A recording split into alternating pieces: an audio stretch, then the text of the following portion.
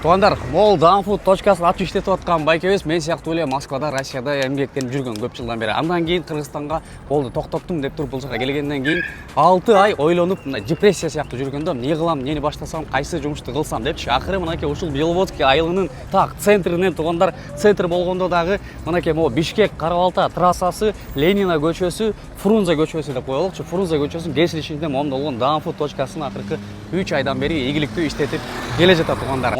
Отургучтар бар, ошол жерде салкын кондиционердин астында отуруп алып туруп, ушундай тамактарды даамдатсаңыздар болот. Пиццанын түрлөрү бар, шаурма, бургер и плюс мынакей момдо болгон эмелер көрүп турасыздар, наггетстердин түрүн жасашат.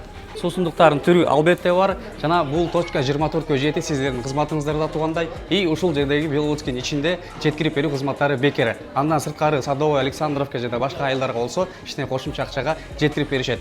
И эң башкы фишкасы крылышкасы тугандар. Мынакей момдо болот, өзүбүз да даамдап көрөбүз. Москва, Россияда башка жактардагы KFC-деги даам кудум один в один тугандар. Пиццага сөз жок. Крылышки. Точно ошол KFC-дегидей. И азыркы учурда момдолгон акция, пицца, бургер, кола и момдолгон 24 крылышки соустар менен 1,5 миң сом болуп атат. Беловодскийдин ичинде жеткирип берүү естественно бекер. Андыктан Даунфуд точкасы 24кө жети сиздердин кызматыңыздарда. Келе бересиздер тугандар. Персонал жакшы, сонун жылмайып күлүп тосуп атат сиздерди. Баарыңыздарга ассаламу алейкум.